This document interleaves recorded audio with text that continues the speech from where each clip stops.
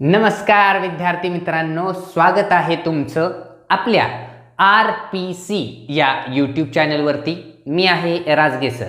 तर आजच्या या व्हिडिओ लेक्चरमध्ये आपण डिस्कस करणार आहोत युजेस ऑफ डायमेन्शन्स. डायमेन्शनचा इतर उपयोग कोणकोणते आहेत आणि त्यासोबतच त्या युजेसमध्येच आपण बघणार आहोत प्रिन्सिपल ऑफ होमोजेनिटी.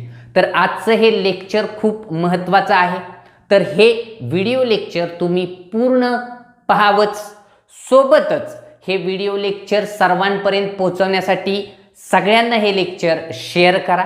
ज्यांनी आजपर्यंत आपला चॅनल सबस्क्राईब केलेला नाही त्यांनी प्लीज आपला हा यूट्यूब चॅनल सबस्क्राईब करा आणि बेल आयकॉनवरती क्लिक करा, जेणेकरून तुम्हाला सगळे व्हिडिओ लेक्चर एका जागेवरती मिळतील आणि तुम्हाला अभ्यास करण्यासाठी सोपं जाईल. चला तर मग आजच आपण सुरू करूयात युनिट अँड मेजरमेंटचं सगळ्यात महत्त्वाचं लेक्चर युजेस ऑफ डायमेन्शन. सोबतच आपण पाहणार आहोत प्रिन्सिपल ऑफ होमोजेनिटी. आता हे याबद्दल जर थोडंसं मी बोलायला गेलो तर प्रिन्सिपल ऑफ होमोजेनिटी का महत्त्वाचे आहे, कारण नीट JEE CET मध्ये या प्रिन्सिपल ऑफ होमोजेनिटीवरती आपल्याला काही MCQs येतात. बरं, मग प्रिन्सिपल ऑफ होमोजेनिटी कुठं वापरायची असते आणि कशी वापरायची असते हे सुद्धा आपण या व्हिडिओ लेक्चरमध्ये पाहणार आहोत. त्यामुळं व्यवस्थित लक्ष द्या, स्वतः नोट्स बनवा आणि आपण सुरू करतोय आता युजेस ऑफ डायमेन्शन्स. ठीक आहे. खरं तर आपल्याला बुकमध्ये डायमेन्शनची 3 युजेस पाहिजे आहेत. डायमेन्शनचे 3 उपयोग आपल्याला पाहिजेत. मग याआधी मग आपण डायमेन्शनचा वापर कशासाठी केला होता, जसं आपण सुरुवातच सांगितली होती की कोणत्याही डिराइव्ड फिजिकल क्वांटिटीचं युनिट फाइंड करण्यासाठी, कोणत्याही डिराइव्ड फिजिकल क्वांटिटीचं युनिट फाइंड करण्यासाठी आपण डायमेन्शनचा वापर करत होतो. मग फक्त एवढाच वापर आहे का युनिटचा, तर म्हणजे डायमेन्शनचा एवढाच वापर आहे का, तर नाही. बऱ्याचशा गोष्टींमध्ये आपण डायमेन्शनचा वापर करू शकतो. तेच आपण युजेस पाहतो. 3 युजेस आहेत. त्यातला पहिला यूज बघा काय आहे डायमेन्शनचा, to find correctness of given physical equation. To find correctness of given physical equation. दिलेलं फिजिकल इक्वेशन करेक्ट आहे का नाही हे पाहण्यासाठी सुद्धा आपण डायमेन्शनचा वापर करू शकतो. बरं, कसा करायचा डायमेन्शनचा वापर बघा. दिलेलं फिजिकल इक्वेशन करेक्ट आहे का नाही हे पाहण्यासाठी त्या इक्वेशन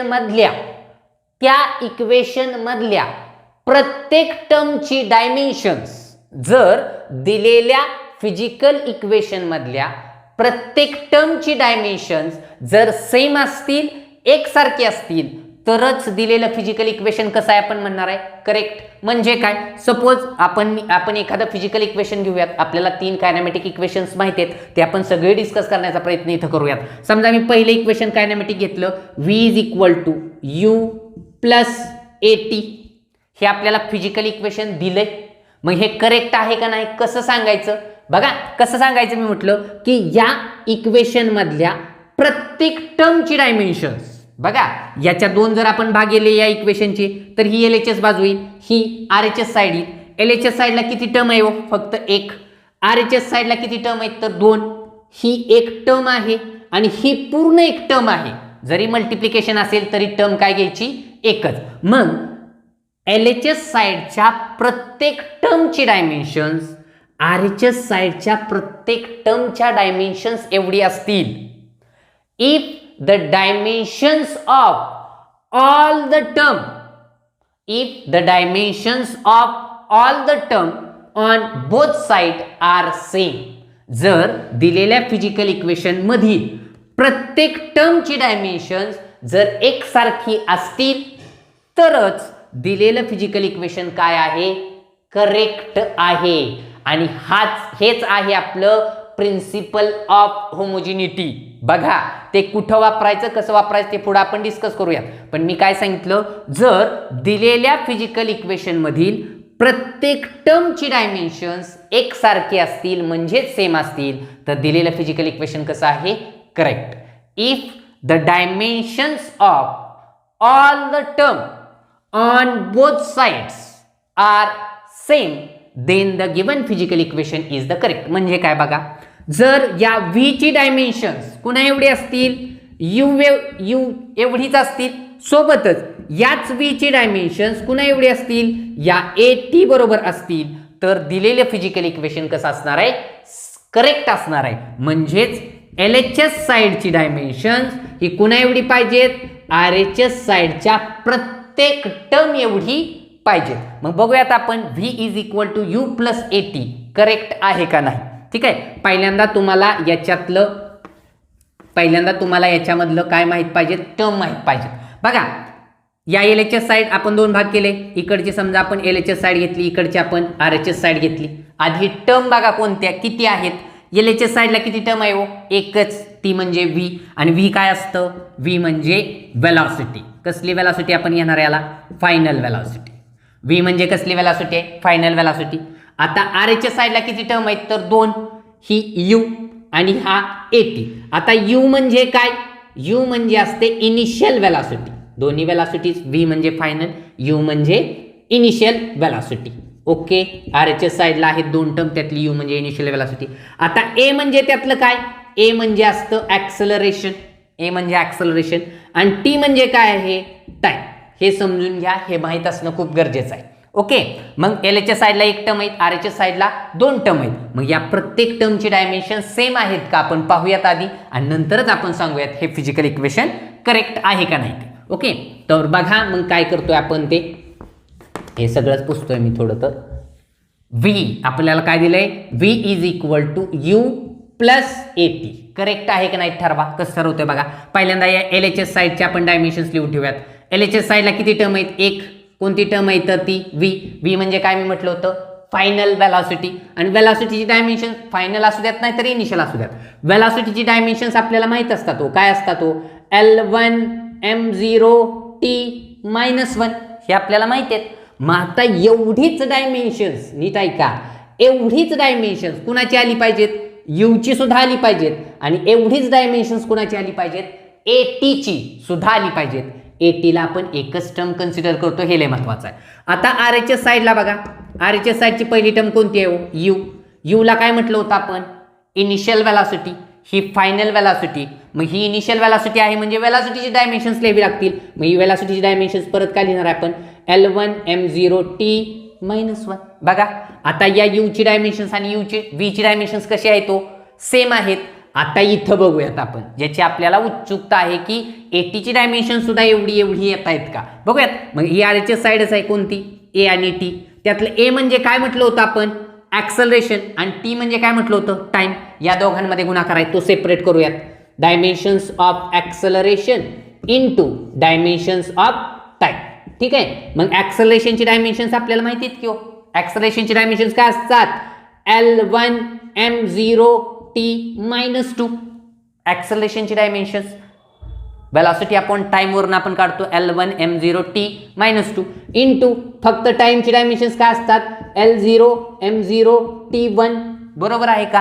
आता या दोघांमधून आपण फायनल डायमेन्शन्स काढूयात. कशी काढतो आपल्याला पण माहिती आहे, त्यासाठी फायनल डायमेन्शन्स काढण्यासाठी दोघांमधला गुणाकार बघायचा असतो. LMT मी लिहून घेतलंय. आता फक्त पॉवरचा विचार करा, पॉवर सेम असेल, सॉरी बेस सेम, पॉवरची आपण ॲडिशन करतो. 1 + 0 1, 0 + 0 0, आणि -2 + 1 -2 + 1 काय आलं, -1. मग बघा या प्रत्येक टर्मची डायमेन्शन्स कशी आहेत, तो सेम आहेत.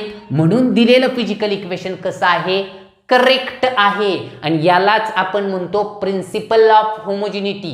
काय सांगतं principle of homogeneity, if the dimensions of all the term on both sides are same then the given physical equation is correct. जर दिलेल्या फिजिकल इक्वेशन मधील प्रत्येक टर्मची डायमेन्शन, दोन्ही साइडच्या प्रत्येक टर्मची डायमेन्शन जर सेम असतील तरच दिलेलं फिजिकल इक्वेशन कसं आहे, करेक्ट आहे. आता त्या होमोजिनिटीचा वापर कधी करायचा तो पुढे आपण डिस्कस करतोय.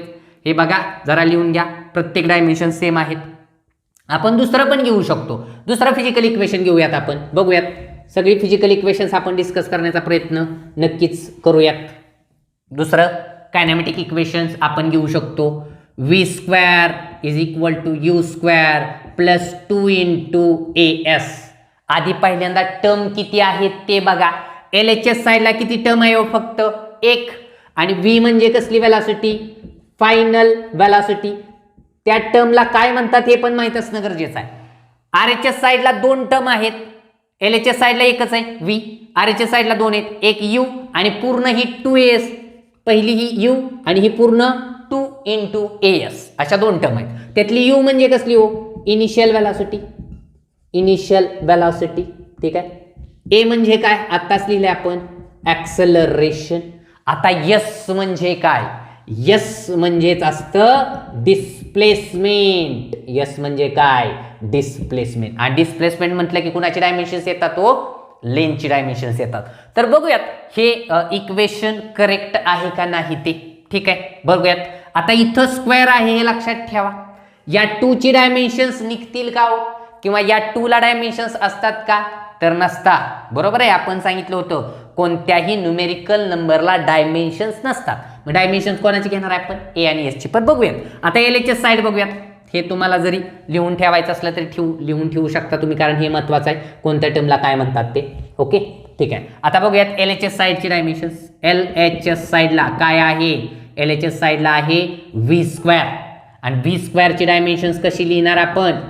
V ची डायमेन्शन्स आणि त्याच्या ब्रॅकेटचा काय करतो आपण? स्क्वेअर. V ची डायमेन्शन्स म्हणजेच फायनल व्हेलॉसिटी म्हणजेच व्हेलॉसिटीची डायमेन्शन्स L1 m0 t -1 आणि त्या V चा इथं काय हो? स्क्वेअर. म्हणजे याचा आपण काय करतो आपण? स्क्वेअर. मग स्क्वेअर पॉवरची पॉवर असेल, पॉवरची पॉवर असेल तर पॉवरचा काय करतो आपण? मल्टिप्लिकेशन. पॉवरची पॉवर म्हणजे असं आपण सांगितलं होतं 10⁻³ आणि परत त्याचा स्क्वेअर असेल 10 ची पॉवर 3 आणि परत त्याची पॉवर आहे L ची पॉवर 1 परत त्याची पॉवर आहे T ची पॉवर -1 परत त्याची पॉवर आहे. असं असेल तर 2 पॉवर मध्ये काय करतो आपण? मल्टिप्लिकेशन. 3 × 2 6 असं करतो. तसंच मी पण करणार आहे. त्या वरच्या पॉवरने या पॉवरला आपण मल्टिप्लाय करतो. ओके, सो बघा V² ची डायमेन्शन्स काय होतात? L ची पॉवर बघा 1 × 2 2. M ची पॉवर बघा 0 × 2 0. बरोबर आहे ना? 0 × 2 0. आणि T ची पॉवर बघा -1 × 2 -2. सो LHS साईडला V² ची डायमेन्शन्स काय आल्यात आपल्याजवळ? V² ची डायमेन्शन्स काय आल्यात? L2 m0 t -2. आता एवढीच डायमेन्शन या टर्मची पण पाहिजेत आणि एवढीच डायमेन्शन्स या टर्मची सुद्धा पाहिजेत, तरच दिलेलं फिजिकल इक्वेशन काय आहे? करेक्ट आहे. बघूयात आपण आता RHS साईड. आता RHS साईडला पहिली टर्म कोणती आहे हो? U² आहे. बरोबर आहे ना? म्हणजे U म्हणजे कसली व्हेलॉसिटी? Initial velocity. म्हणजे डायमेन्शन तशीच असणार आहेत. कोणती? L1 m0 t -1 आणि या U चा पण स्क्वेअर आहे बघा. म्हणजे या डायमेन्शनच्या ब्रॅकेटचा पण काय होईल? स्क्वेअर होईल. म्हणजे या स्क्वेअर पॉवरची पॉवर असल्यावर परत आपण काय करतो? पॉवरची पॉवर असल्यानंतर मल्टिप्लिकेशन. जशी ही डायमेन्शन्स आली तशीच ही येणार. 1 × 2 2 0 × 2 0 -2 × 2 -2. म्हणजे बघा आता तर आली V² ची आणि U² ची डायमेन्शन्स कशा आल्या? तो सेम तर आल्यात. ओके, काही काळजी नाही, इथपर्यंत बराबर आहे. आता ये बघूयात 2AS. आता 2AS ची डायमेन्शन्स मध्ये 2 ची डायमेन्शन्स आपण घेतो का? नाही. ओके, मग कोणाची डायमेन्शन्स राहिली? A × S ची. Dimensions of A × S. पण A आणि S मध्ये काय? मल्टिप्लिकेशन. सेपरेट करा. त्यातलं A म्हणजे कोणाची डायमेन्शन्स घेणार आहे आपण? ॲक्सेलरेशनची डायमेन्शन्स. × S म्हणजे कोणाची डायमेन्शन्स घेणार आहे आपण? डिस्प्लेसमेंटची डायमेन्शन्स. S म्हणजेच काय असतं? डिस्प्लेसमेंट. ओके, देन ॲक्सेलरेशनची डायमेन्शन्स काय असतात? L1 m0 t -2 acceleration. आता डिस्प्लेसमेंट म्हणजे कुणाची डायमेन्शन्स घेणार आपण? डिस्प्लेसमेंट म्हणजेच लेंथची डायमेन्शन. काय हो लेंथची डायमेन्शन्स? L1 m0 t0. आता हा दोघांचा गुणाकार, दोघांच्या गुणाकारांमधून परत फायनल डायमेन्शन्स काय असतील? Final dimensions LMT. पॉवर फक्त बघा आणि पॉवरची ॲडिशन करा. 1 + 1 2 0 + 0 0 -2 + 0 -2. मग बघा सगळ्या टर्मची डायमेन्शन्स कशी आली? सेम. म्हणून दिलेलं फिजिकल इक्वेशन कसं आहे? करेक्ट. म्हणजेच dimensions of LHS = dimensions of काय हो? RHS. तुम्हाला लिहून घ्यायचं तर तुम्ही प्रॉपर लिहून घेऊ शकता. ठीक आहे? ओके.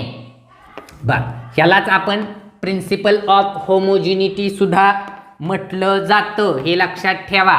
प्रिन्सिपल ऑफ होमोजिनिटी यालाच म्हटलं जातं की जर प्रत्येक टर्मची डायमेन्शन सेम असतील तर दिलेलं फिजिकल इक्वेशन कसं आहे, करेक्ट. आता आपण अजून एक जर इक्वेशन घ्यायचं म्हटलं तर कोणतं होईल, S is equal to U T plus half A T square. आता हे इक्वेशन आहे का करेक्ट बघूयात. आधी ठरवा एल एच एस साईडला किती टर्म आहेत, आर एच एस साईडला किती टर्म आहेत.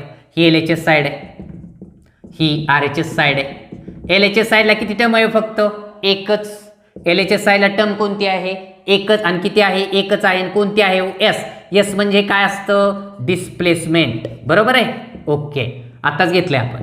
आता आर एच एस साईडला किती टर्म आहेत, दोन. एक कोणती आहे, यू टी. यू टी एकच घ्यायची गुणाकार. आणि ही कोणती हो, ए टी स्क्वेअर.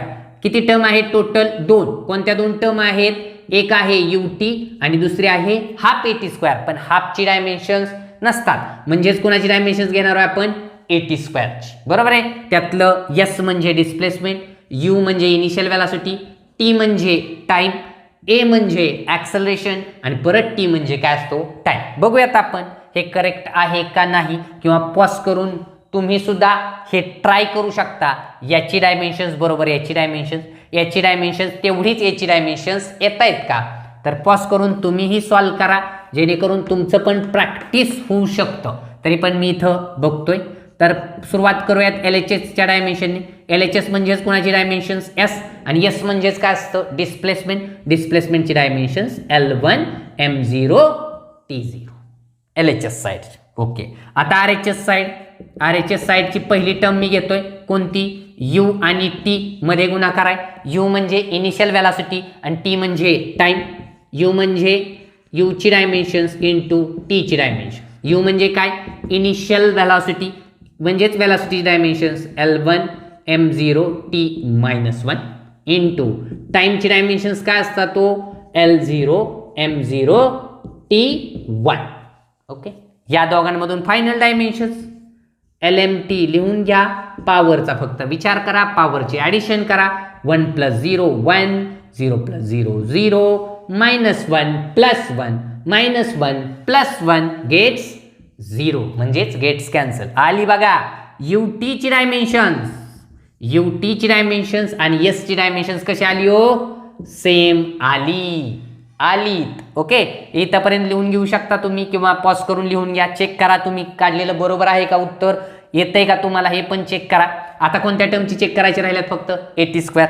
म्हणजे जरा हे पुसून इथं लिहितो आर एच एस साईडची दुसरी टर्म. ओके, कोणती आहे आता term, half A T square. पण हाफची डायमेन्शन्स आहेत का, तर नाहीत. मग कोणाची डायमेन्शन्स, फक्त डायमेन्शन्स ऑफ ए. आणि टीचा काय आहे, स्क्वेअर. टीचा स्क्वेअर आहे, एचा स्क्वेअर नाही. फक्त ए म्हणजे कोणाची dimensions, dimensions of acceleration, into T म्हणजे कोणाची डायमेन्शन, टाइमची डायमेन्शन, पण त्याचा काय, स्क्वेअर. स्क्वेअर आल्यानंतर लक्षात ठेवायचं आहे ॲक्सलरेशनची डायमेन्शन्स बोलू जरा काय असतात, L1 M0 T-2.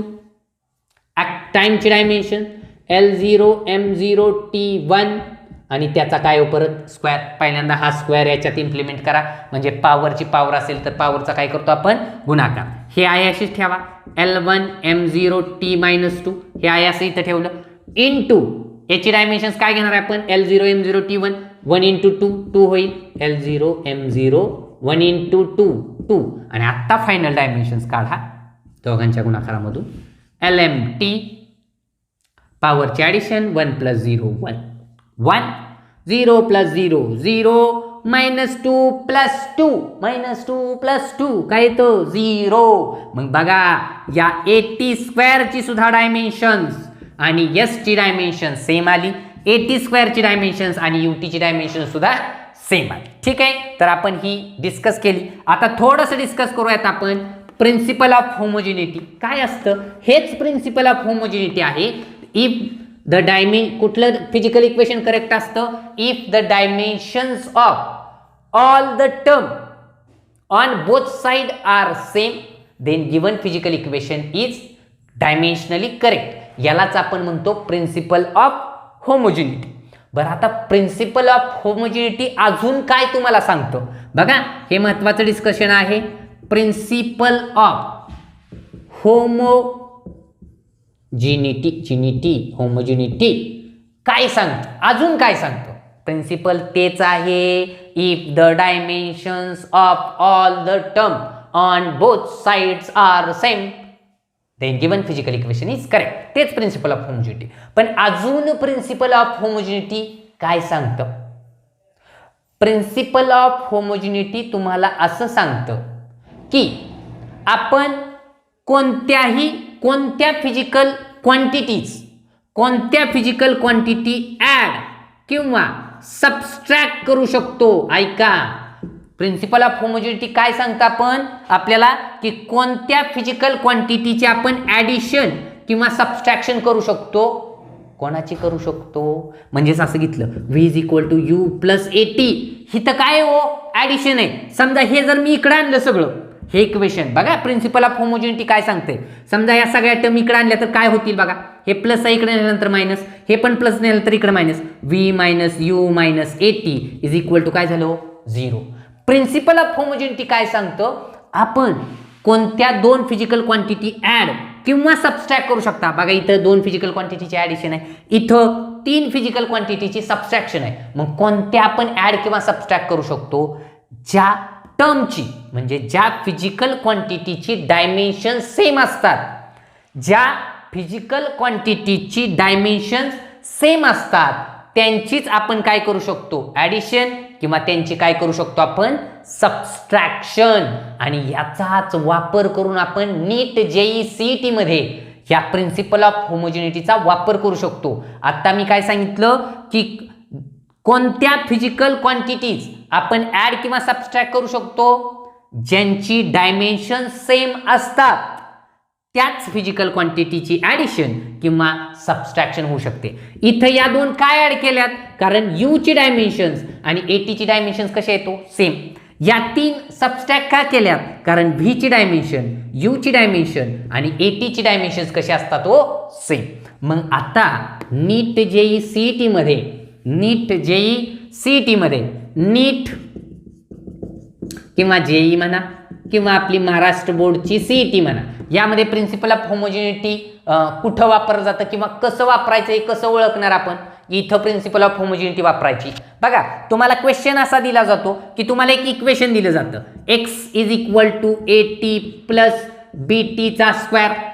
तुम्हाला एक फिजिकल इक्वेशन दिलं जातं आणि तुम्हाला विचारलं जातं find the dimensions of A and B. Find the dimensions of A and B.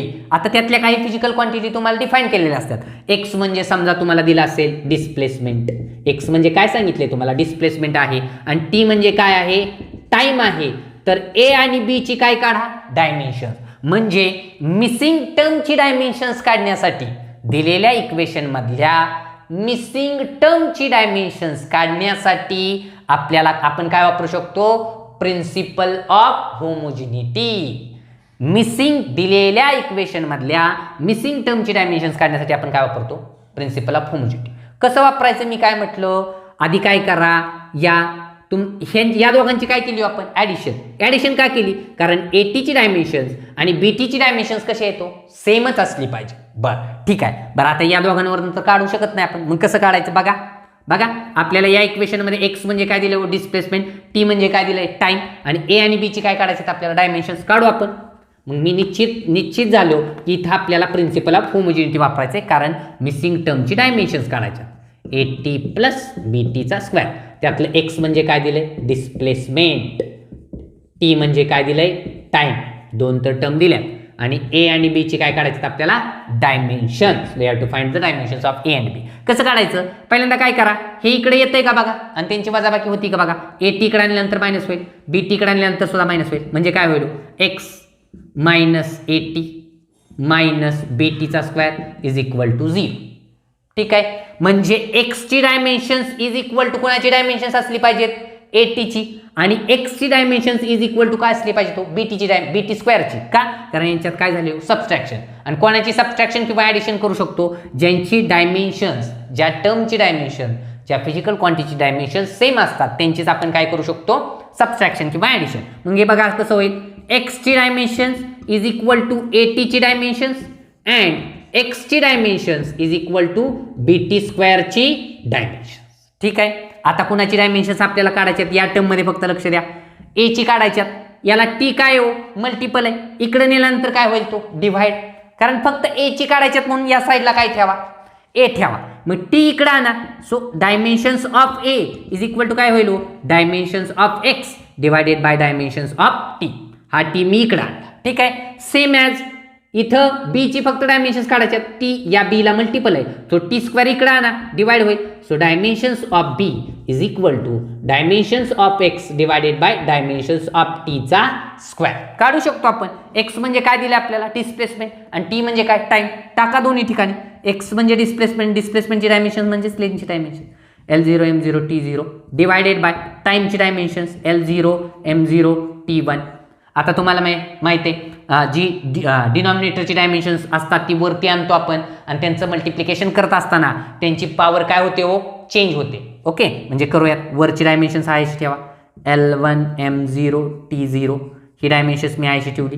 ही वरती घेताना काय झालं, power change L0 M0 T -1 प्लसचं 1 झालं. आता फायनल डायमेन्शन LMT ची फायनल डायमेन्शन 1 + 0 1 0 + 0 0 0 -1 -1. सो ए ची डायमेन्शन्स काय आली, L1 M0 T -1. आणि कोणाची असतात तो डायमेन्शन्स, व्हेलॉसिटीची. ठीक आहे. आता बी ची डायमेन्शन जरा बघू आपण. एक्स तुम्हाला हे जरा थोडंसं पॉज करून तुम्ही लिहू शकता. आता मी इथं काय करणार आहे, एक्सची डायमेन्शन टाकणार L0 M0 T0 divide by टाइमची dimension टाकणार L0 M0 T1 आणि त्याचा काय हो स्क्वेअर. आधी स्क्वेअर आतमध्ये मल्टिपल करून घ्या, नंतर ते वरती शिफ्ट करा. वरचा आहे असं ठेवा L1 M0 T0 divide by L0 M0 1 × 2 2. आता वरती घ्या. तुम्हाला माहिती आहे पॉवर वरती घेतल्यानंतर काय होईल, मायनस होईल. ठीक आहे. ओके, ठीक आहे. मी आता इथं थोडंसं लिहिण्याचा प्रयत्न करतो, हे तुम्ही पॉज करून लिहिलं असेलच अशी अपेक्षा आहे. ह्या स्टेप जरा मी इथं वाढवतो. ठीक आहे, म्हणजे तुमच्या लक्षात येईल. आता हे बी ची डायमेन्शन्स इज इक्वल टू हे वरचं आहे असं ठेवा L1 M0 T0 इंटू हे वर या डिनॉमिनेटरची डायमेन्शन्स वरती येतात आणि त्याची पॉवर काय होईल, चेंज होईल. म्हणजेच काय होईल, L0 M0 T -2 होईल का. ठीक आहे, व्यवस्थित बघा. ठीक आहे. ओके, देन फाइंड आउट दिस वन. काय होईल, final dimensions LMT final 1 + 0 1 0 + 0 0 and 0 -2 -2 and this is the dimensions of B. मग आता इथं काय लक्षात ठेवायचं, जर तुम्हाला क्वेश्चनमध्ये MCQ मध्ये जर एखाद्या मिसिंग टर्मची डायमेन्शन्स काढायची असतील तर प्रिन्सिपल ऑफ होमोजिनिटी वापरा. कसं वापरायचं, तुमच्या पण टर्म ॲड आहेत असं समजायचं की त्या प्रत्येक टर्मची डायमेन्शन्स कसे आहेत, सेम आहेत. मग एखादी तुम्हाला असं आलं P = x/B + T आणि find the dimensions of B आणि T. B आणि T बघा काय केलंय, ऍड केलंय. भले ते डिनॉमिनेटर मध्ये असू द्या, B आणि T काय केलंय, ऍड केलंय. काय ऍड केलंय, कारण T आणि B ची डायमेन्शन्स कशी असली पाहिजे, तो सेमच असली पाहिजेत. म्हणजेच T म्हणजे टाइम आणि B म्हणजे एनी हाऊ. सो B ची डायमेन्शन्स काय होतील, जी T ची डायमेन्शन्स आहेत L0 M0 T1. लक्षात ठेवा, भले ती डिनॉमिनेटर मध्ये असू द्यात, कोणत्या पण ऍड केलं. ठीक आहे. हे होतं आपलं पहिलं यूज डायमेन्शनचं. हे होतं आपलं पहिलं use dimensions to find the correctness of given physical equation. ठीक आहे. आता आपण दुसरं जे आहे ते दुसरं पाहण्याचा प्रयत्न करतोय, ज्यामध्ये ते पण खूप महत्वाचं आहे. ठीक आहे.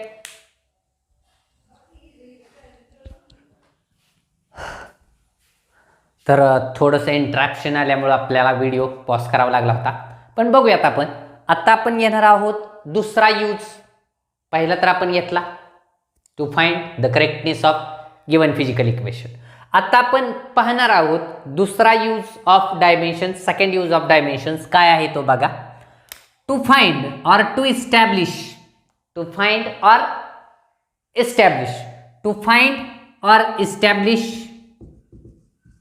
Relation between. सेकंड यूज पाहतोय आपण, relation between related physical quantity, related physical quantity, ज्या फिजिकल क्वांटिटी एकमेकांना रिलेटेड आहेत त्यांच्यामधलं काय काढायचं आपल्याला, रिलेशन. सोपं समजून घ्या की काही फिजिकल क्वांटिटीमध्ये काय रिलेशन असतं ते आपल्याला फाइंड आउट करायचं.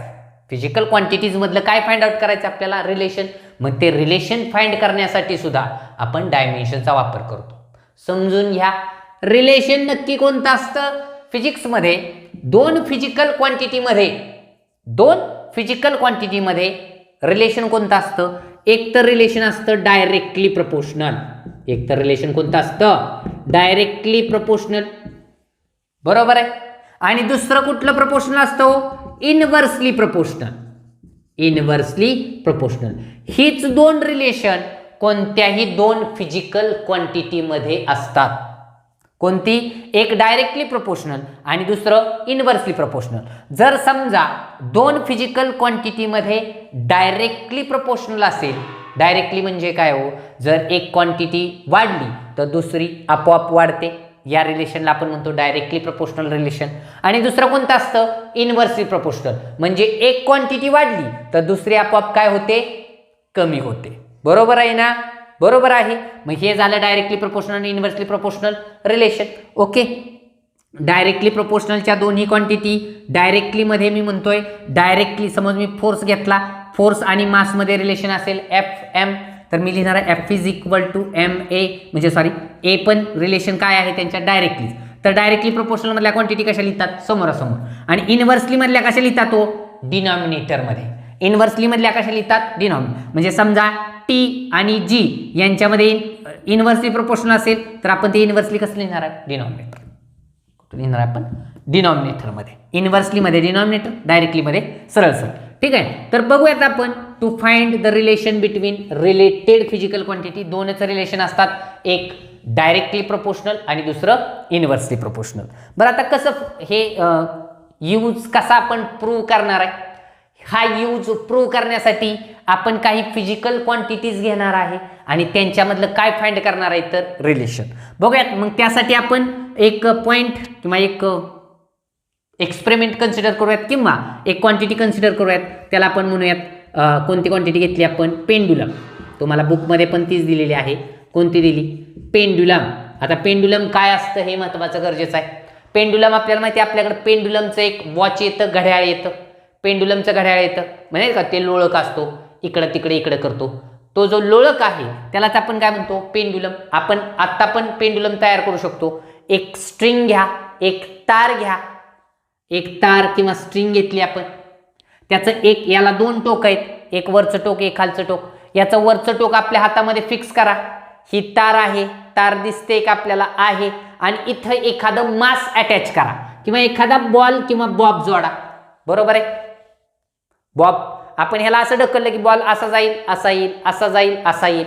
मग ही एक आंदोलित गती, ज्याला आपण ऑसिलेशन्स म्हणतो, ते तयार होईल. बरोबर आहे का, म्हणजे बॉल असा जाईल इकडं, परत कुठे येईल, असा येईल, म्हणजे हे सतत असं चालू राहील. याच अरेंजमेंटला आपण काय म्हणतो, पेंडुलम. बरं, आता पेंडुलमच्या फिजिकल क्वांटिटी घ्याव्या लागतील आपल्याला आणि त्यांच्यामधलं आपण रिलेशन फाइंड करू. पेंडुलमच्या कोणत्या फिजिकल क्वांटिटी घेऊ आपण, एक घेऊ टी. टी म्हणजेच काय हो, टाइम किंवा पिरियड. टाइम म्हणजेच पिरियड पण म्हणू शकतो आपण त्याला, पिरियडिक टाइम म्हणा. दुसरी घेऊ आपण एल. एल म्हणजे काय, length of pendulum. Length, length कुठून कुठं, या स्ट्रिंगची लेंथ प्लस या बॉबची रेडियस, इथपर्यंत त्याची लेंथ घ्यायची. स्ट्रिंगची लेंथ प्लस याची रेडियस. पिरियडिक टाइम म्हणजेच काय, एक ऑसिलेशन पूर्ण करायला, एक ऑसिलेशन पूर्ण करायला. ऑसिलेशन म्हणजे काय, मी तुम्हाला बरं आधी पाहिजे त्याचा पेंडुलमच्या 3 फिजिकल क्वांटिटी घेऊ आपण. पहिली कोणती घेतली आपण, पिरियडिक टाइम म्हणजेच टाइम. दुसरं घेतलंय लेंथ, आणि जी तर तुम्हाला माहिती आहे, जी म्हणजे काय असते हो, ॲक्सलरेशन ड्यू टू ग्रॅव्हिटी. या 3 फिजिकल क्वांटिटी आपण घेतल्यात, कोणाच्या, पेंडुलमच्या. आणि या तिघांमध्ये आपल्याला काय फाइंड आउट करायचंय हो, रिलेशन. त्यातले पिरियडिक टाइम म्हणजे काय, की एक ऑसिलेशन पूर्ण करायला लागलेला वेळ म्हणजे काय. बघा, आपण पेंडुलम तो घेतला, समजा हा पेंडुलम आहे, हा ही त्याची इनिशियल पोझिशन आहे. मी पेंडुलम असा धरलाय, हा बॉब मी इथं आणला, इथं आणलाय, अजून सोडलाय का हो? नाही. मी सोडल्यानंतर तो बॉब असा जाईल पुढं जाईल आणि परत त्याच पोझिशनला माघारी येईल. म्हणजे इथून ए कडून बी कडे जायला आणि परत बी कडून ए कडे यायला, म्हणजे असं जाऊन परत असं माघारी यायला, म्हणजे एक फेरी पूर्ण झाली. मग या एक फेरी पूर्ण करण्यासाठी या बॉबला जेवढा वेळ लागला त्याला आपण काय म्हणतो, त्याचा पिरियडिक टाइम. एक फेरी ए कडून बी आणि परत बी कडून ए कडे येण्यासाठी जो टाइम लागला तो पिरियडिक टाइम. लेंथ तर मी तुम्हाला सांगितलीच, ही आहे पूर्ण लेंथ आणि ऍक्सलरेशन ड्यू टू ग्रॅव्हिटी. या तिघांमधलं आपल्याला काय फाइंड करायचंय, रिलेशन. टी एल आणि जी, टी एल आणि जी या तिघांमधलं काय फाइंड करायचं आपल्याला, रिलेशन. खूप सोपं आहे. नीट व्यवस्थित लक्ष दिलं तर तुम्ही याचा उपयोग कोणताही फॉर्म्युला काढण्यासाठी, रिलेशन फिजिकल क्वांटिटी मधलं काढण्यासाठी काढू शकता. दोनच रिलेशन आहेत, एक डायरेक्टली एक इनव्हर्सली. कोणत्या फिजिकल क्वांटिटी घेतली आपण, टी एल आणि जी. मी कसं लिहून घेतलंय त्याच पद्धतीने लिहून घ्या. कोणत्याही फिजिकल क्वांटिटी असतात एका समोर एक कॉमामध्ये लिहून घ्या, टी एल जी. आता काय करा, ह्या दोघांचा गुणाकार करा, या दोघांचा गुणाकार एल आणि जीचा. बघा कसं करतोय मी, टी एल आणि जीचा गुणाकार मी केला आणि या दोघांमध्ये काय करावं, फक्त प्रपोर्शन करा. बघा परत एकदा, कोणत्या फिजिकल क्वांटिटी घेतल्यात मी, टी एल जी, त्यातला टी. आता रिलेशन फाइंड करण्यासाठी बघा, त्यातला टी आहे असा घ्या, मध्ये प्रपोर्शन टाका. पहिली क्वांटिटी आहे अशी लिहायची, मध्ये प्रपोर्शन लिहायचं आणि या दोन क्वांटिटी एकत्र लिहायच्या, एल आणि जी एकत्र म्हणजेच मल्टिप्लिकेशन करून लिहायच्या. ठीक आहे, ही झाली एल एच एस साईड, ही झाली आर एच एस साईड. ठीक आहे, मी काय म्हटलं ते टी आहे असं, मध्ये प्रपोर्शन एल आणि जी. समजा मी तुम्हाला म्हटलं एफ एम आणि ए या तिघांमध्ये फिजिकल क्वांटिटी कोणत्या, तर कसं सोडवायचं, पहिली फिजिकल क्वांटिटी आहे अशी लिहायची एफ, मध्ये प्रपोर्शन आणि या दोन फिजिकल क्वांटिटी आहे अशा लिहायच्या एकत्र एम, जसं एल जी तसं एम. नंतर काय करा, जी आपली आर एच एस साईड आहे आणि ज्या आर एच एस साईडला ज्या फिजिकल क्वांटिटी आहेत त्या फिजिकल क्वांटिटीची एक पॉवर ॲज्युम करा. पॉवर ॲज्युम करा म्हणजे काय, समजा मी एल ची पॉवर काय घेतली, ए, आणि जी ची पॉवर काय घेतली हो, बी. एल ची पॉवर ए, जी ची पॉवर बी. आणि आता आपल्याला एकच वर्किंग आहे की या एल ची पॉवर शोधायची, म्हणजे ए ची पॉवर शोधा, बी ची पॉवर शोधा. या दोन पॉवर शोधल्या, या दोन पॉवर तुम्ही शोधल्या की तुम्हाला या तिघांमधलं काय मिळेल, रिलेशन. सो टी मी आहे असा घेतला, प्रपोर्शन लिहिलं, एल ची पॉवर ए लिहिली, जी ची पॉवर बी लिहिली. ठीक आहे, त्यातलं लक्षात ठेवा, टी म्हणजे काय आपला पिरियडिक टाइम, एल काय आपली लेंथ आणि जी काय आहे ॲक्सलरेशन ड्यू टू ग्रॅव्हिटी. ठीक आहे, ओके. ठीक आहे, बरं आता काय करायचंय, हे प्रपोर्शनल चिन्ह काढलं की फिजिक्स काय सांगतं, इक्वल टू आणि कोणता तरी कॉन्स्टंट टाका.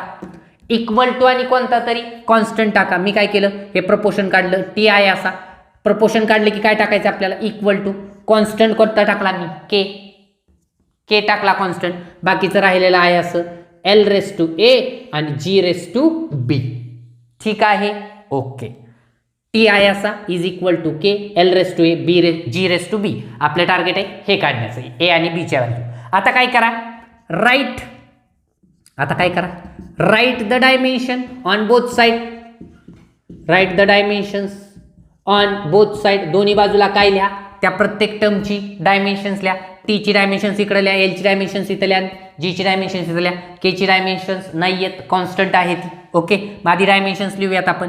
कशी लिहिणार बघा, टी ची डायमेन्शन्स काय असतात, L0, टी म्हणजेच काय पिरियड, मग टी ची डायमेन्शन्स L0 M0 T1 लिहिली मी, इज इक्वल टू के आहे असं. ठीक आहे, एल ची डायमेन्शन्स लिहा आता. एल ची डायमेन्शन्स म्हणजेच लेनची डायमेन्शन्स L1 M0 T0, त्याची पॉवर ए आहे म्हणून याला पॉवर ए लिहा, गुणिले जी म्हणजेच ॲक्सलरेशन ड्यू टू ग्रॅव्हिटी. ग्रॅव्हिटीची डायमेन्शन्स आली की आपल्या डोकं जरा हँग होतं, पण काय टेन्शन नेऊ द्या. ग्रॅव्हिटी म्हणजेच काय, ॲक्सलरेशन ड्यू टू ग्रॅव्हिटी. म्हणजेच डी ची डायमेन्शन्स म्हणजेच कुणाची डायमेन्शन्स लिहिणार आपण, ॲक्सलरेशनची. ॲक्सलरेशनची डायमेन्शन्स L1 M0 T-2 आणि याच्या ब्रॅकेटचा काय हो, फक्त बी. कळतंय, समजतंय. काय लिहिलं मी इथं टीची डायमेन्शन्स लिहिली, के आहे असा लिहिला, एलची डायमेन्शन्स लिहिली, त्याची पॉवर ए केली, जी म्हणजेच ॲक्सलरेशनची डायमेन्शन्स लिहिली आणि त्याची पॉवर बी केली. आता फक्त थोडासा फोकस इकडेच ठेवायचा आहे आपल्याला, RHS साईडला. RHS साईड सोडवत जावा. के आहे असा आपल्याला माहिती आहे, पॉवरची पॉवर असल्यानंतर पॉवरची आपण गुणाकार करतो. सो काय करतो 1 इंटू ही एची पॉवर इथे ॲड करा, 1 इंटू ए काय होईल एलची पॉवर ए, 0 इंटू ए 0, 0 इंटू ए परत 0, म्हणजे इथं काय आलो LA M0 T0 इंटू आता या बी पॉवरने आतमध्ये मल्टिपल करा, 1 into B that means L raise to B, M into B 0 and -2 into B -2b. जरा इसे ध्यान से देख लो, बहुत इंपॉर्टंट है. बरोबर आहे. अभी देखो के. आता तुम्हाला माहिती आहे ही 2 डायमेन्शन्स आहेत, दोघांमध्ये गुणाकार आहे. आपण पॉवरची काय करतो ॲडिशन करा, पॉवरची ॲडिशन म्हणजे या दोघांमधून फायनल डायमेन्शन्स काढून घ्या LMT, या दोघांमधून फायनल डायमेन्शन्स LMT काय होतील बघा. इथे एलची पॉवर ए आहे, इथे एलची पॉवर बी आहे. पॉवर बेस सेम असेल तर पॉवरची काय करतो आपण ॲडिशन. ओके, पॉवरची पॉवर गुणाकार, बेस सेम असेल आणि मध्ये गुणाकार असेल तर पॉवरची ॲडिशन. सो ए प्लस काय होईल इथं बी, ए प्लस बी, ए plus B, 0 plus 0 0, 0 plus -2b -2b. ठीक आहे. एलची पॉवर इथं आली ए प्लस बी, एमची पॉवर 0, टीची पॉवर -2b. इथं लिहून ठेव, ही पॉवर आहे तो L0 M0 T1. ठीक आहे, इथंपर्यंत तुम्हाला समजलं असेल. ठीक आहे. आता काय करणार आहे आपण, ही जी LHS साईड आहे आणि RHS साईड आहे, LHS आणि RHS साईडची ज्या पण सेम टर्म आहेत डायमेन्शन्स मधल्या, त्यांची पॉवर आपण काय करणार आहे कम्पेअर करणार आहे. कम्पेअर म्हणजे बघा इथं एलची पॉवर काय आहे 0 आणि इथं एलची पॉवर काय ए प्लस बी, म्हणजे A plus B is equal to काय लिहिणार आहे आपण 0. एमची पॉवर इथं 0, इथं पण 0, 0 प्लस 0. इथं टीची पॉवर काय -2b आणि इथं टीची पॉवर काय 1, म्हणजे 1 इज इक्वल टू काय होईल -2b, 0 is equal to A plus B, 0 is equal to 0, 1 is equal to -2b. म्हणजे आपण दोन्हीकडच्या पॉवर काय करतोय फक्त कम्पेअर करतोय. So by comparing powers on both the side, by comparing powers on both the side. हे pause करून तुम्ही इथं लिहा, मी वरती लिहितोय हे. ठीक आहे, पॉज करून लिहा. मी पॉवर कम्पेअर करून वरती लिहितोय, पॉवर कम्पेअर करतोय आणि मी वरती लिहितोय. बघा by comparing the powers on both side we get काय होईल A plus B is equal to, A plus B is equal to 0 आहे. चलो 0 इज इक्वल टू 0 लिहायची गरज नाही आणि इथं काय लिहिणार आहोत 1 इज इक्वल टू -2b. मी कम्पेअर केलं. आपल्या काय होतं, आपल्याला काय करायचं होतं ए आणि बीच्या पॉवर काढायच्या होत्या, म्हणजे व्हॅल्यू काढायच्या होत्या. आता यातनं बघा बीची तर व्हॅल्यू निघते, याच्यातून काहीच निघत नाही, पण बीची इथून निघते की पॉवर, याच्यावर फोकस करा. इथून बीची पॉवर कशी निघेल -2b ला मल्टिपल आहे, इकडे नेल्यानंतर काय होईल डिवाइड होईल. बरोबर आहे ना. So B is equal to काय होईल -2 इकडे गेलं काय होईल -12. बीची पॉवर तर आली -12. आता ही बीची पॉवर इथं टाका, बीची व्हॅल्यू जी आहे, सॉरी पॉवर म्हणण्यापेक्षा बीची व्हॅल्यू जी आपण काढली हाफ, कसं आलं कळलं, हे -2 इकडं आणलं, मल्टिपलचं डिवाइड झालं म्हणजे काय आलं -12.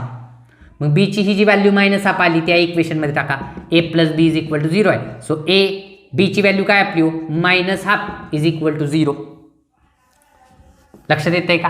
ओके, मग ए काढायचं आपल्याला, हे -12 तिकडे टाका काय होईल +12 होईल.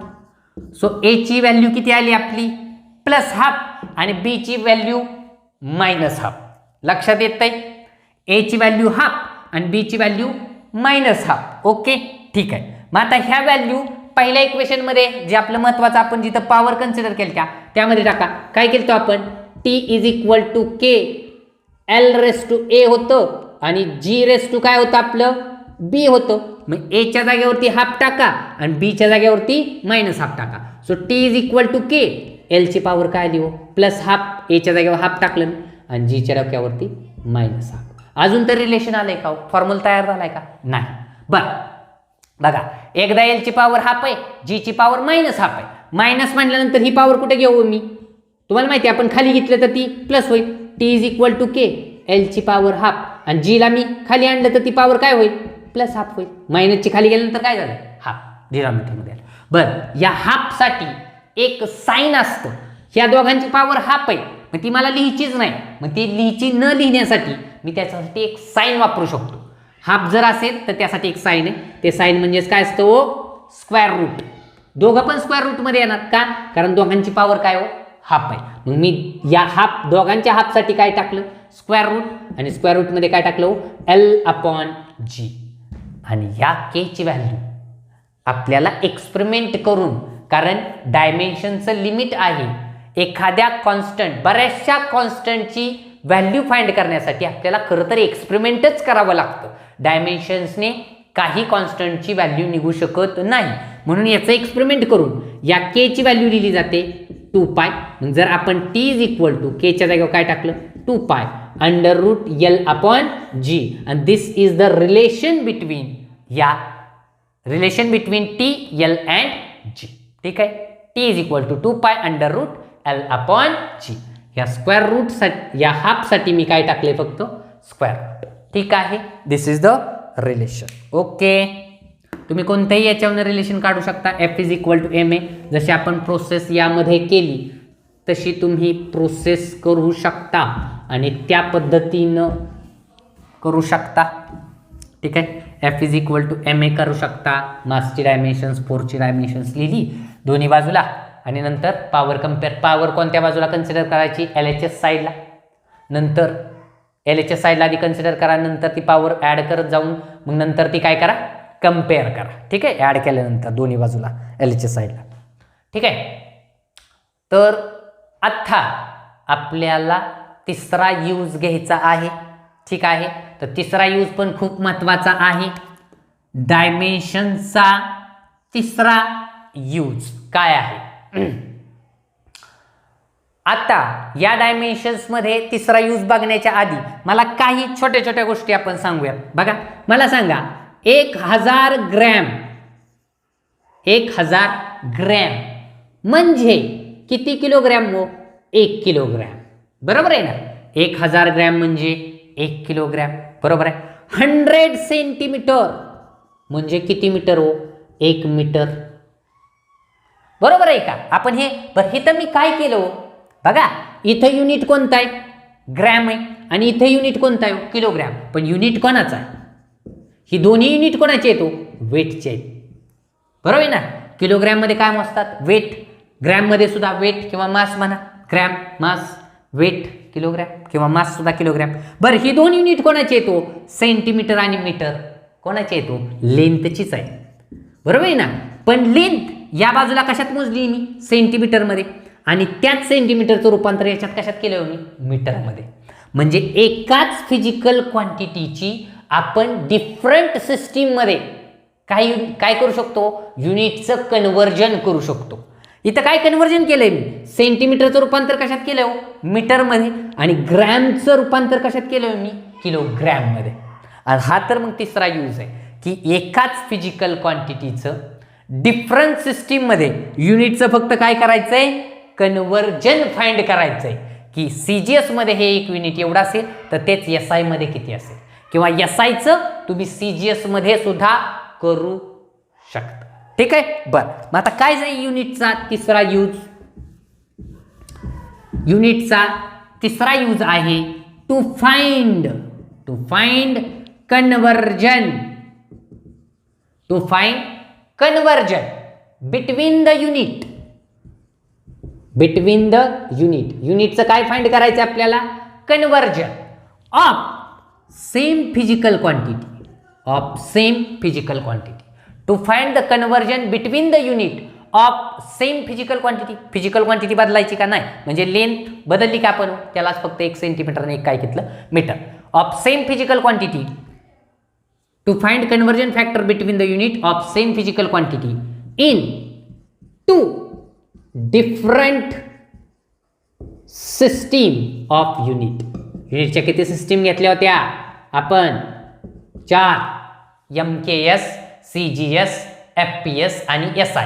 म्हणजे समजा एक समजा फिजिकल क्वांटिटी तुम्हाला दिली, समजा कोणती दिली आपल्याला, वर्क. समजा वर्क ही फिजिकल क्वांटिटी दिली आणि आपल्याला माहिती आहे वर्क SI मध्ये वर्क SI युनिटमध्ये कशात मोजतात तो? जूलमध्ये. आणि तेच CGS मध्ये कशात मोजतात तो? अर्गमध्ये. बघा तुम्हाला एकच फिजिकल क्वांटिटी दिली, कोणती? वर्क. वर्क SI मध्ये कशात मोजतात? जूलमध्ये. आणि तेच वर्क CGS मध्ये कशात मोजतात? अर्गमध्ये. किती सिस्टीम झाल्या? 2 different system, same physical quantity. आपल्याला त्याचं या युनिटचं काय करायचं? कन्व्हर्जन. युनिटचं कन्व्हर्जन करायचं म्हणजे काय करायचंय? तुम्हाला विचारलं गेलं 1 जूल वर्क SI मधलं 1 जूल वर्क म्हणजे किती अर्ग असतात? 1 जूल वर्क म्हणजे किती अर्ग वर्क म्हणजेच आपल्याला कशाची व्हॅल्यू फाइंड करायची? X. 1 जूल म्हणजे जसं मी तुम्हाला विचारलं होतं आता की 1 किलोग्रॅम, मी जर विचारलं तुम्हाला 1 किलोग्रॅम म्हणजे किती ग्रॅम, तर तुम्ही X म्हणजे काय सांगाल मला? 1 किलोग्रॅम म्हणजे 1000 ग्रॅम.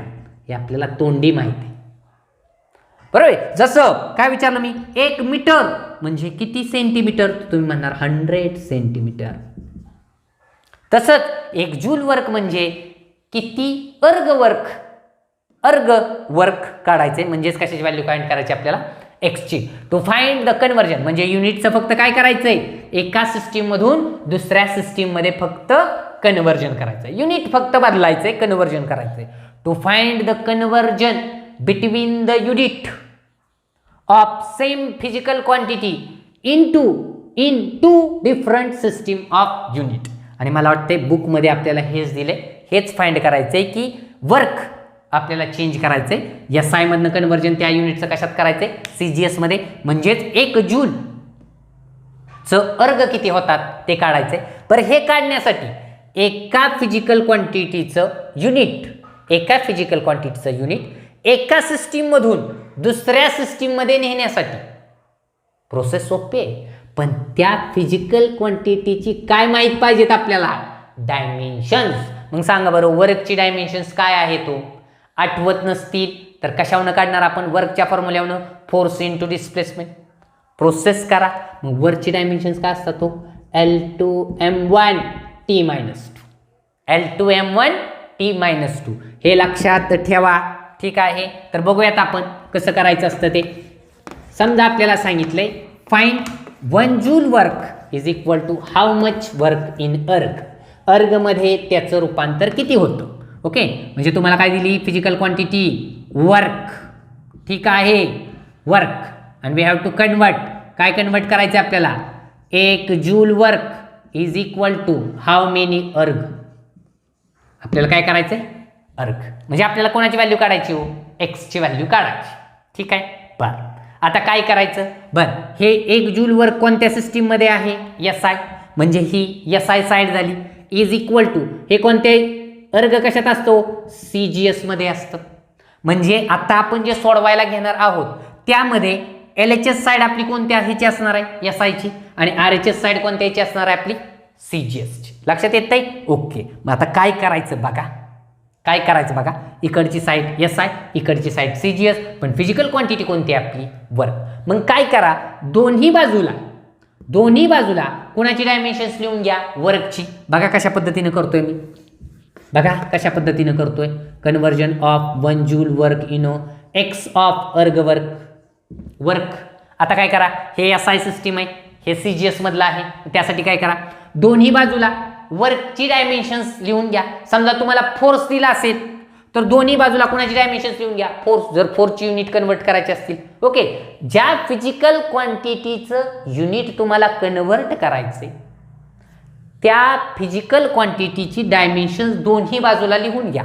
मी लिहितोय या बाजूला वर्कची डायमेन्शन्स काय असतात? L2m1 T-2 is equal to X आहे असं. X तर काढायचं आहे असं. इंटू त्याला मल्टिपल परत वर्कची डायमेन्शन्स L2m1 T-2. ठीक आहे, दोन्ही बाजूला मी वर्कची डायमेन्शन्स लिहिली आणि ज्या बाजूला आपल्याला कन्वर्ट करायचं त्या बाजूला काय म्हटलं आपण? X. ओके, बरं. ही दोन बाजू झाल्या LHS आणि ही RHS. मग आपल्याला कळलं पाहिजे ही साइड आपली कोणत्या युनिट मधली आहे? SI मधली आहे. आणि ही साइड काय डिनोट करते आपल्याला? CGS. मग हे कळण्यासाठी, हे SI आहे आणि हे CGS आहे, हे कळण्यासाठी मी याला एक नंबरिंग करतो. याला म्हणतो 1 1 1. SI मधल्याला काय म्हटलं आपण? 1 आणि CGS मधल्याला काय म्हणू आपण 2 2 2 डायमेन्शन्स आहे तसेच ठेवायचे, फक्त याला 1 1 1 याला 2 2 2. ठीक आहे, ओके. बरं आपल्याला व्हॅल्यू कोणाची काढायची, एक्सची. हे ह्याला काय हो मल्टिपल डायमेन्शन्स आहेत, मग जर ही इकडे आणली तर काय झाली हो, डिवाइड करून घ्या divide. So X is equal to तुम्हाला कसं दिसेल हो, L1 M1 T1 पॉवर काय 2 1 -2 पॉवर बदलायची नाही, डिवाइड बाय कोण डिवाइडला आलं हे L2 M2 T2 पॉवर काय 2 1 -2. बरोबर आहे, मी फक्त ही डायमेन्शन्स इकडे आणून डिवाइड केली. आता काय करा, LL MM TT सेपरेट लिहा. फक्त लक्षात ठेवा 1 1 1 कुणाला रिप्रेझेंट करतंय, SI ला. 2 2 2 कुणाला रिप्रेझेंट करतंय, कोणत्या युनिटला, CGS ला. मग मी काय करतो, फक्त सेपरेट लिहितो. L1 अपॉन L2 एका ब्रॅकेटमध्ये, दोघांची पॉवर काय हो 2 2 आहे, 2 आहे, मग ती एकदाच 2 लिहून टाकतो. L1 अपॉन L2 केलं आणि या दोघांची पॉवर सेम आहे म्हणून या पूर्ण ब्रॅकेटची पॉवर काय लिहू आपण 2 2. ठीक आहे, म्हणजे इथं जे 2 2 लिहिणार होतो ते 2 2 काढलं आणि त्याला एकदाच पॉवर काय लिहू 2 मल्टिप्लाय बाय. परत लिहा M1 अपॉन M2. आता एमची पॉवर इथं काय 1, इथं पण 1, एकदाच पूर्ण ब्रॅकेटची पॉवर 1 * इथं पॉवर काय T1 अपॉन T2 पूर्ण ब्रॅकेटची पॉवर काय होईल मायनस. लक्षात येते, जी पॉवर आपण सारखी लिहिणार आहे ती आपण एकदाच लिहिली. बरं आता काय करायचं, आता खूप महत्त्वाचा पार्ट आहे. आता काय लिहून घ्या, वरती SI आहे हे लक्षात ठेवा आणि खाली CGS आहे, रिप्रेझेंट करते 2 2 CGS ला रिप्रेझेंट करते 1 1 1 SI ला. आता काय लिहून घ्या की वरती जे SI आहे किंवा SI सिस्टीम मधली युनिट आहे, लेंथ SI मध्ये कशात मोजतात, मास कशात मोजतात आणि टाइम कशात मोजतात. तोच खाली CGS मध्ये लेंथ कशात मोजतात, मास कशात मोजतात आणि टाइम कशा मोजतात. मी ते लिहून घेतो. ठीक आहे, वर SI आहे म्हणून लेंथ SI मध्ये कशात मोजतात मीटर मध्ये, तीच CGS मध्ये कशात मोजतात, सेंटीमीटर मध्ये. पॉवर 2 SI मध्ये मीटर, CGS मध्ये centimetre. Okay, into mass SI मध्ये 1 कुणाला रिप्रेझेंट करते, SI ला. सो मास कशात मोजतात किलोग्रॅम मध्ये आणि इथं ग्रॅम मध्ये. ठीक आहे, हे पॉवर 1 इंटू टाइम दोन्हीकडे कशात मोजतात, सेकंड मध्ये -2 पॉवर. काय अडचण नाही. बरं आपल्याला याच्यातली आता सगळी युनिट्स कशात पाहिजेत, अर्गमध्ये म्हणजे CGS फॉर्म मध्ये पाहिजेत. मला SI नको, कारण SIचं रूपांतर कशात करतोय आपण, CGS मध्ये. SIचं रूपांतर CGS म्हणजे मग सगळीकडे मला युनिट्स कशी पाहिजेत CGSच पाहिजेत. मग कशी करणार CGS मी, बघा मला सांगा, 1 मीटरचं रूपांतर 1 म्हणू आपण, याला 1 म्हणू म्हणजे आपलं कन्व्हर्जन सोपं जाईल. 1 मीटर म्हणजे किती सेंटीमीटर असतात, 100 सेंटीमीटर. 1 किलोग्रॅम म्हणजे किती ग्रॅम असतात, ग्रॅम मध्ये पाहिजे ना, 1000 ग्रॅम. ठीक आहे, मी इथं 1 1 करून घेतलं, मला कन्व्हर्जन सोपं जाईल म्हणून. ठीक आहे, मग मी इथं लिहितो 1 मीटर म्हणजे किती सेंटीमीटर असतात, 100 centimetre divide by centimetre power 2 into 1 kilogram म्हणजे 1000 gram divided by gram power 1 into second upon second power -2. इथंपर्यंत व्यवस्थित लिहून घ्या. एक मी वर पण न्यूमरेटरला पण सेंटीमीटर आणलं, डिनॉमिनेटरला पण सेंटीमीटर आलं. न्यूमरेटरला ग्रॅम आणलं, खाली पण ग्रॅमच आहे. इथं सेकंड आहे, इथं सेकंड आहे. ठीक आहे, ओके चलो. तो आता काय करायचं बघा, मी स्टेप जरा वरती पुन्हा एकदा लिहून घेतो म्हणजे तुम्हाला व्यवस्थित लक्षात येईल. ठीक आहे, मी काय केलं बघा, ह्या 1 मीटरचं रूपांतर कशात केलं मी, सेंटीमीटरमध्ये केलं. 1 मीटर म्हणजे किती सेंटीमीटर, 100 सेंटीमीटर डिवाइड बाय त्याला काय परत सेंटीमीटर, त्याची पॉवर किती आहे 2. x इज इक्वल, बरोबर आहे ना. ओके, इथं 1 किलोग्रॅमचं रूपांतर कशात केलं मी, ग्रॅम. 2 एखादा म्हणाल एकच का घेतलंय, एकच क्वांटिटी आपल्याला कन्वर्ट करायची ना, 2 किलो 4 किलो घ्यायची गरज आहे का, नाही, एकच घेतलं मी, 1 नंबर सफिशियंट आहे. सो 1 किलो म्हणजे 1000 gram divided by gram power 1 into second upon second power -2. Okay, आता जे कॅन्सल होते ते कॅन्सल करू आपण. Centimetre get cancel, gram get cancel, second get cancel. Okay ठीक आहे, centi cancel, gram cancel, second cancel. आता इथं काय राहिलं 100 power 2 into 1000 power 1 into 1 power -2. बरोबर आहे ना, 100 1000 वन. बरं आता हे जे 100 आहे, 100, 1000 आणि 1 आहे, त्याचं रूपांतर, या दोघांचं रूपांतर कशात करा, पॉवर ऑफ 10. आता कसं करायचं, 100 म्हणजे 10 ची पॉवर किती बघा, या 1च्या याच्यावरती किती झिरो आहे, तो 1 वरती 2 आहेत, म्हणजे 10 ची पॉवर किती द्यायची, 2. 100 म्हणजे 0 किती आहेत, 2, म्हणून 10 ची पॉवर किती द्यायची, 2. 100चं रूपांतर झालं पॉवर ऑफ 10 मध्ये. 100चं 100चं रूपांतर पॉवर ऑफ 10 मध्ये किती होतं, 10⁻². कसं केलं मी, किती झिरो आहेत, 2, तेवढे 10च्या याच्यावरती देऊन टाकले आणि परत पॉवर किती आहे, 2 इंटू. आता परत याचं करा, 1000 म्हणजे 10च्या ह्याच्यावरती किती पॉवर येईल, 10ची पॉवर किती येईल, 1 2 3. जसं इथं 2 पॉवर लिहिली तशी इथं 10ची पॉवर किती लिहिणार मी, 3. पॉवर किती आहे, 1. आणि इथं 1ची पॉवर -2 असेल तरी काय येणार आहे, 1. आता इथं पॉवरची पॉवर मल्टिप्लिकेशन, पॉवरची पॉवर मल्टिप्लिकेशन, पॉवरची पॉवर मल्टिप्लिकेशन. 2 × 2 4, 3 × 1 3. सो काय होईल, आता पॉवरची ॲडिशन, बेस बघा इथं पॉवरचा पॉवर काय केलं मी, मल्टिप्लिकेशन, पॉवरची पॉवर मल्टिप्लिकेशन. आता काय करायचंय, बेस सेम आहे, मध्ये गुणाकार आहे, पॉवरची addition. 4 + 3 7, 4 + 3 7. So x is equal to value किती आली हो, x इज इक्वल टू 10⁻7. कशात आली पण ही, अर्गमध्ये.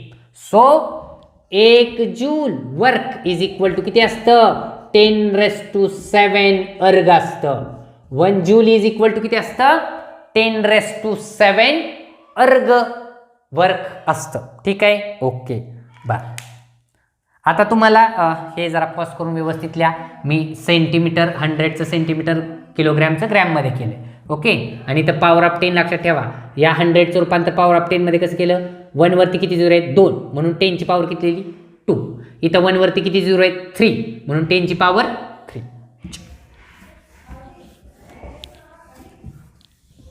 आता तुम्हाला सपोज दॅट असं विचारलं, फोर्स विचारलं,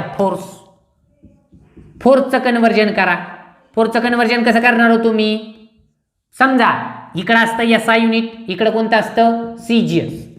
SI युनिटमध्ये फोर्स कशात मोजतात, न्यूटनमध्ये. SI मध्ये फोर्स कशात मोजतात, न्यूटन. मग तुम्हाला विचारलं, एक न्यूटन फोर्स SI मधला, बरं फोर्स CGS मध्ये कशात मोजतात, तो डायनमध्ये मोजतात. मग एक न्यूटन फोर्स इन डायन x किती असतं, x डायन काढा. ओके. मग कसं काढणार आपण, तुम्हाला आत्ताच सांगितलं मी, SIचं रूपांतर कन्व्हर्जन कशात करायचंय, CGS मध्ये. x काढायचंय, फोर्स SI मध्ये.